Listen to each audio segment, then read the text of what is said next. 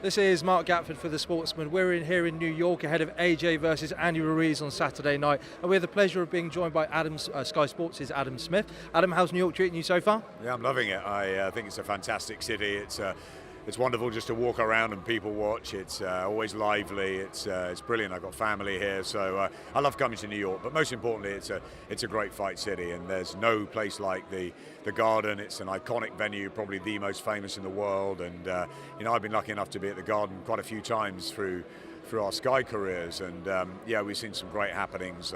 Naz Kelly, that Fire Fest back in 1997 with Junior Jones and Kennedy McKinney on the undercard. The controversial draw between Lewis and Holyfield, which had the New York Post in uproar and calling for the FBI and all that sort of stuff and the backlash of that. We've had Klitschko and Ibragimov trying to unify the heavyweight title here. We've had John Duddy fill out the Garden. Obviously, we're here recently for Canelo.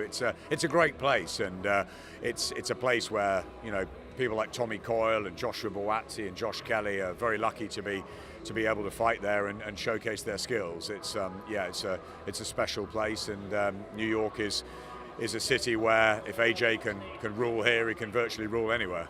You mentioned some of the great British talent that's going to be on this card. The bookies are suggesting that these are very winnable fights, particularly for some of our top prospects, that this is maybe quite a good showcase for them, for the American audience. My question is, do you think with Eddie's DAZN deal, we're going to see more and more of our prospects over here at 3 AM in the States as opposed to prime time on Sky Sports? No, that's something that I fight very hard against. I think it's important to do both. We've got the opportunity, we're taking DAZN shows from America, so we've got the opportunity to have some of the best talent in Britain on these American shows, but we obviously have to keep an eye on what happens between 7 and 11 on a Saturday night back home. We just had Josh Taylor winning the world title and the amazing, monstrous Inoue as well in Scotland on a fantastic night the other week. But then we were over here for Deontay Wilder, and that wasn't a DAZN fight, that was a deal we did, and Showtime were covering here. So, we like to keep the flow of fights on both sides of the pond. I personally think it's a great, if you've got a fight at the Garden with Anthony Joshua headlining, and it's his first time in New York, why not have Josh Kelly and Joshua Buatsi here to show the Americans what they can do? But no, I'd like to see Joshua Buatsi within 6-8 weeks back home, headlining bills there, Josh Kelly too, Callum Smith as well. So I think this is part of the learning process for them, but not everything, and we must make sure that the British fans, at a good hour back home, get to see them, and that's where their fan bases are. So very important, but I understand why Eddie's brought them over, and I fully support him. Just one of the names you didn't mention there, Tommy Coyle versus Chris Algieri. I think this is going to be a real firefight, a real dogfight. Algieri at the moment with William Hill is at 1-4 favourite. Tommy Coyle is out at 3-1. How do you see this fight going? Can Tommy upset the odds? I think Chris Algieri is a worthy favourite. He's a good boxer. He's had his difficulties out of the ring. He slipped slightly, and Tommy is just. I didn't mention Tommy earlier because he's not a hot prospect coming through. He is a battle-hardened warrior who has brought absolutely the best out of him, and he's a great success story for British boxing. Since he's teamed up with Jamie Moore, he's been fantastic, and he's kept his career going with some really good wins, and he's got another chance on Saturday night. If he beats Chris Algieri, then he can get that world title shot against Maurice Hooker, and no one would deny Tommy Coyle that if he beats Algieri. I think it's a tough fight. I think that Algieri's a worthy favourite, but never write Tommy Coyle off. He'll give it absolutely everything, and I think he's just pinching himself, to be honest, that he's here. He keeps laughing and joking around, but there'll be no joke on Saturday night. He'll want to win. He'll want to keep his career going, but win or lose, Tommy Coyle's been a terrific servant for British boxing, and he's a great guy who does a lot of good in Hull with the young kids, the troubled kids in the area, and we've really enjoyed the ride. So whatever happens Saturday, we salute Tommy. And the main event, obviously, AJ versus Andy Ruiz. This isn't the fight that we originally thought we were going to get it. It was going to be Big Baby Miller. What was your reaction when you found out he was popped not once, not twice, but 3 times for illegal substances? I was devastated, really. I was very sad. I've got to know Jarrell Miller over the last 3 or 4 years. We've shown all his fights, and he's a strange one. He's very hyped up in front of the camera, but he's always seemed a very genuine bloke off it. And you know, it's disgraceful what happened. And you know, he wasted a lot of people's time and effort with you know, a lot going into the promotion. You know, stuff in New York, stuff back home in London, and a lot of work that my team had done already. And you know, but look, he made a terrible mistake, and can he come back from it? That's up to him and his team to try and rebuild. That's why VADA's there. VADA's there because there's no place for drugs in the sport, in this sport or any sport. And it was, so I was devastated for a moment. And then look, you know, we've been in boxing a long time. There's always twists and turns. There's unpredictable outcomes. You know, fighters get injured, fighters fail things, fighters don't turn up, you know, and you've got to move on. Anthony Joshua wanted to fight on June the 1st.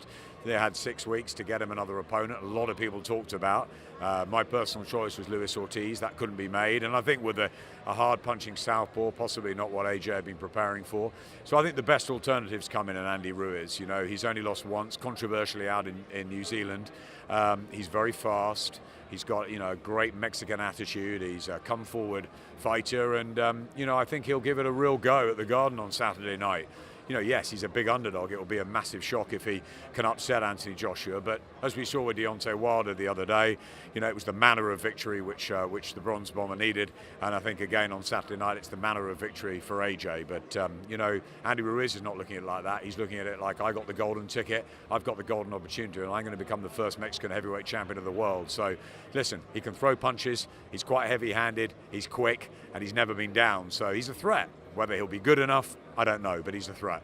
You mentioned both Deontay Wilder and Luis Ortiz then. Obviously the news broke, I think 24 hours ago, that they've signed for the rematch. What's your reaction to that? Were you surprised? No surprise at all. We were in Brooklyn a couple of weeks ago, and Luis Ortiz was there, and all the rumours were that he was going to fight Luis Ortiz in September and maybe Adam Kawanaki in January. Look, it's a shame that AJ Wilder is not going to happen next, but I've always said that I think it happens in 2020. I think they have 2 fights. I think one will be in Vegas and one will be in London at Wembley, and Wembley's tied up with the Euros next year, so maybe that will be in September. I'd like to see them spring in September, something like that. Listen, Tyson Fury will try and get in again for his rematch, and after his great win over, well, should have been win over Wilder, but the draw, he deserves his chance as well. But he's gone off one way, Wilder's gone off another, AJ's gone off another. Look, ultimately, I've said to Anthony and I've said to Deontay, the two of them need to get in a room together. They need to get in a room, the two of them, and just chat it out and, you know, really leave everybody else, because they've got 2 professional and good teams around them who are obviously want their best interest for their fighter. But if this is going to be made, the two of them have got to get talking. You've been around the game for a long time. You've seen super fights made, you've seen them fall by the wayside. What's normally the deciding factor when 2 teams are at loggerheads, when there is this super fight there on the horizon not being made? What's normally the deciding factor in it getting made? 2 things, money and the fighters themselves deep down in their hearts wanting to fight each other. Brooke Khan we tried to make for years, you know, and there's been twists and turns, and Amir's gone for Canelo and Terence Crawford, the 2 opportune moments where we nearly made the fight. I think there's a little tiny window for that fight still to be made, maybe later on this year. I was around Junior Witter and Ricky Hatton for many years. They never fought. There was never the right timing for that, maybe on one of the promoters' sides. I mean, look, ultimately, it just didn't happen. We missed out on Lennox Lewis and Riddick Bowe. But Deontay told me we will not miss out on AJ and Wilder. And Anthony Joshua is desperate to fight him. That's what I think makes this fight happen. I think there's enough money on the table for, you know, 1, 2, maybe even 3 fights, maybe even a fight sort of in Africa or Dubai. Maybe that will be a 3rd one. But these guys can make a lot of money. It's, you know, look at Bowe and Holyfield, Ali Frazier, the heavyweight classics where they've gone 3 times. And you know, look, they need dance partners. You know, we've got 3 heavyweights who are all claiming to be the best. You know, we're backing Anthony Joshua. A lot of people are backing Tyson Fury, and a lot of people are backing Deontay Wilder. You know, we at Sky have followed AJ from the beginning, but we followed Deontay Wilder a lot, and Tyson Fury as well. I was there in Germany where he was brilliant against Vladimir Klitschko, and I have huge respect for Tyson Fury and for the way he's come back from where he was. You know, I thought he beat Deontay Wilder, and I was really looking forward to a rematch. That hasn't happened, and I think it's a real shame for fight fans that the mega matches are not being made just yet. But they will be, you know, they'll be forced upon. And I think if they all want to be remembered as great fighters and their legacy's on the line and the money's right, they'll get in the ring. I have no doubt about that. And I just think we have to wait a little patiently, and it'll take another year or so. Finally, Adam, just another mega match as you made reference to there. Tyson Fury versus Dillian White. This is a fight that's been, both fighters have been very vocal recently. Do you think that's something that can be made? I know that both on different broadcasters again. Listen, we know that the broadcasting elements are difficult. You know, that's the same with AJ and Fury. But we obviously learned from the Mayweather-Pacquiao situation when HBO and Showtime worked together, and it wasn't the first time. That fight took too long to make, you know, and then when we got it, it wasn't great. But, you know, these fights can be made. You know, it's down to money and it's down to the fighters wanting it. I would love to see Tyson Fury and Dillian White. I'm a big supporter of Dillian White. He's done amazingly well since he lost to Anthony Joshua. He's got a very hard fight against Oscar Rivas on Sky Sports Box Office in July. Really looking forward to that one. Dave Allen's around all week as well. He's in with David Price that night. Derek Chisora, we believe, to a big heavyweight night. But yeah, Dillian should get his shot, but he didn't get April the 13th. He didn't think the money was right. Then time ran out, so he missed the boat there a little bit. He's got his own business. He needs to deal with Oscar Rivas. If he comes through that, I'd love to see him against Fury or Wilder if the Joshua Wilder or Fury fight can't be made. Adam Smith, thank you for speaking to the Sportsman.